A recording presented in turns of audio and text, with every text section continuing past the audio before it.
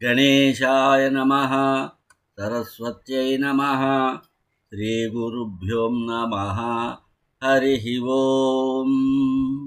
జ్ఞానప్రదీపిక channel వీక్షిస్తున్న YouTube ప్రేక్షకులందరికీ జ్ఞానప్రదీపిక channel తరఫున పాతూరి జ్ఞానేశ్వర శర్మ హృదయపూర్వక నమస్సుమాంజలు. వైశాఖ మాసం శుక్లపక్షం 3వ రోజు తిథి పేరు తెలుగులో తదియ అంటారు. దీనినే సంస్కృతంలో తృతీయ అంటాం.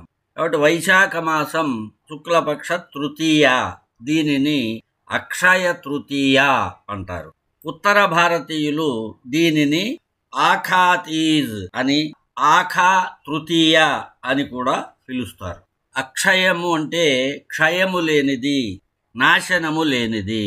ఈరోజు చేసే దానము, స్నానము, జపము, తపము, హోమము, శ్రాద్ధము, తర్పణము, ఉపవాసము, పూజలు అనంతమైన మరియు అక్షయమైన ఫలితాన్ని ఇస్తాయి. వైశాఖ శుక్లపక్ష తృతీయకు తోడుగా రోహిణీ నక్షత్రం కూడా ఉంటే మరింత శ్రేష్టం అని శాస్త్రాలు చెప్తున్నాయి. భవిష్య పురాణం ఉత్తర పర్వం 30వ అధ్యాయంలో ఈ తిథిని అక్షయ తృతీయ అని ఎందుకంటారో, అక్షయ తృతీయ నాడు చేసే దాన మహిమ ఏమిటో శ్రీకృష్ణుడు ధర్మరాజుకు వివరించి చెప్పినట్లుగా చెప్పబడింది. అస్యాం తిథౌ క్షయముపైతి హుతం న దత్తం తేనాక్షయా చ మునిభిః కథితా తృతీయా ఉద్దిశ్య యత్సుర పితॄన్ క్రియతే మనుష్యైః తచ్చాక్షయం భరత భారత సర్వమేవా. భారత, పితృదేవతల పేరు మీద బ్రాహ్మణులకు దానము, దేవతా ప్రీతి కొరకు చేసిన హోమము అక్షయ ఫలాన్ని ఇస్తాయి. అందువల్ల దీనిని మహర్షులు అక్షయ తృతీయ అన్నారు. శాకలమనే నగరంలో ధర్మ అనే పేరు గల ఒక వైశ్యుడు ఉండేవాడు. చాలా ప్రియంగా మాట్లాడుతాడు, ఎప్పుడూ సత్యాన్నే పలుకుతాడు. దేవ బ్రాహ్మణులకు పూజ చేసేవాడు, నిర్ధనుడు. వైశాఖ శుద్ధ తృతీయ రోహిణీ నక్షత్రమందు బుధవారం కలిసిన రోజు స్వల్పముగా అయినా దానం చేస్తే అది అక్షయ ఫలితాన్నిస్తుంది అని పురాణ కాలక్షేపంలో ఒక పండితుడు చెప్పుతుండగా విన్నాడు.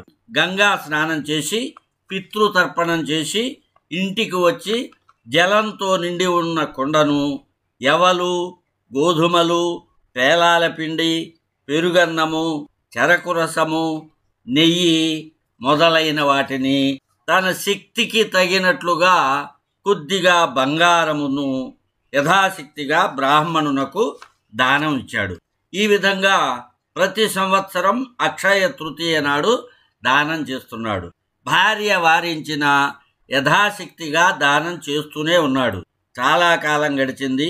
వాసుదేవ స్మరణం చేస్తూ మరణించాడు. ఆ దాన ఫలితంగా కుశావతి నగర రాజుకు కుమారుడుగా జన్మించాడు. అనేక దాన ధర్మాలు, యజ్ఞహోమాలు చేశాడు. అక్షయ తృతీయ నాడు గోవులు, భూమి, బంగారములను పగలు రాత్రి అనకుండా దానములు చేశాడు. దాని ఫలితంగా సంపద కూడా అక్షయం అవుతూనే ఉంది. అంతంలో మోక్షాన్ని పొందాడు. అక్షయ తృతీయను గురించి ఈశ్వరుడు పార్వతీదేవికి చెప్పినట్లుగా మత్స్య మహాపురాణం 65వ అధ్యాయంలో చెప్పబడింది.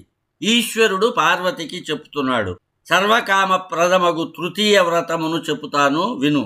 ఈ తృతీయ దినమున చేసిన దానము, హోమము, జపము ఏది అయినను అక్షయ ఫలప్రదమవుతాయి. వైశాఖ శుక్ల తృతీయ తిథి బ్రహ్మదేవునితో చేరి ఉండునది, అందుచే విశేషించి పూజ్యమైనది. కనుక ఈనాడు ఉపవసించి ఏ పుణ్యకర్మ ఆచరించినను అక్షయ ఫలము లభిస్తుంది. ఈ తిథి నాడు అక్షయుడైన విష్ణువు పూజింపబడతాడు. కావున దీనికి అక్షయ తృతీయ అని పేరు. ఈనాడు అక్షతోదకములతో స్నానము చేసి నీళ్లలో అక్షతలను కలిపి ఆ నీటితో స్నానము చేసి అక్షతలతో విష్ణువును అర్చించి ఆ అక్షతలను చక్కగా సంస్కరించి కొన్నిటిని బ్రాహ్మణులకు దానము చేసి మిగిలిన వాటిని వండి ప్రసాదముగా తినినచో అక్షయమైన ఫలం లభిస్తుంది. ఇట్లు ఒక వైశాఖ శుక్ల తృతీయ నాడైనను మానవుడు యథావిధిగా ఈ చెప్పినట్లు చేసి దాని తర్వాత వచ్చు ప్రతి శుక్ల తృతీయ యందును 12 మాసముల శుక్ల తృతీయలందును ఉపవసించి విష్ణువును అర్చించినచో రాజసూయ యాగము చేసినంత ఫలమును పొంది ముక్తిని పొందుతాడు అని శివుడు పార్వతికి చెప్పాడు. కృతయుగము త్రేతాయుగములు ఈ అక్షయ తృతీయ నాడే ప్రారంభమైనట్లుగా విష్ణు పురాణం తెలియచేసింది. కాబట్టి ఈ తిథిని యుగారంభ తిథి, యుగాది తిథి అని కూడా పిలుస్తారు. ఉగాది నాడు ఆచరించాల్సిన విధులను ఈ రోజున ఆచరించాలని శాస్త్రవచనం. ఈ రోజున నీరు, గొడుగు, విసనకర్ర, పాదరక్షలు మొదలగునవి బ్రాహ్మణులకు దానం చేయటం శ్రేష్టం.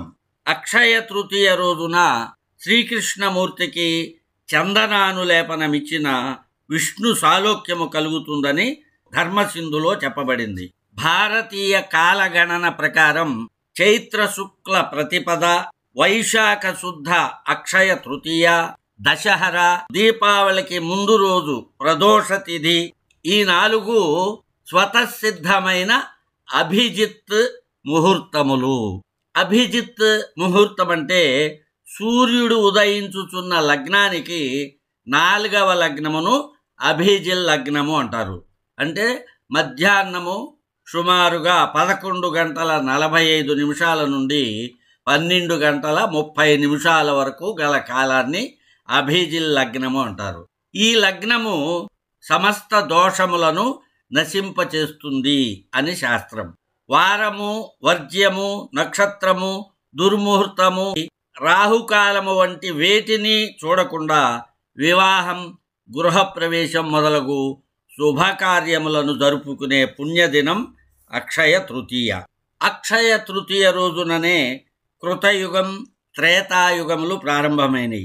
ఈరోజు పరశురాముని జన్మదినం, శ్రీకృష్ణుని అన్నగారైన బలరాముని జన్మదినం. వ్యాస మహర్షి మహాభారతాన్ని వినాయకుని సహాయంతో వ్రాయటం మొదలుపెట్టినటువంటి రోజు. శివుని ప్రార్థించి కుబేరుడు సమస్త సంపదలకు అధిపతిగా నియమింపబడిన రోజు. కుచేలుడు తన బాల్యమిత్రుడైన శ్రీకృష్ణుని కలుసుకున్న రోజు. సూర్యభగవానుడు వనవాసంలో ఉన్న పాండవులకు అక్షయ పాత్ర ఇచ్చిన రోజు. ఆదిశంకరులు కనకధారా స్తోత్రం చెప్పిన రోజు.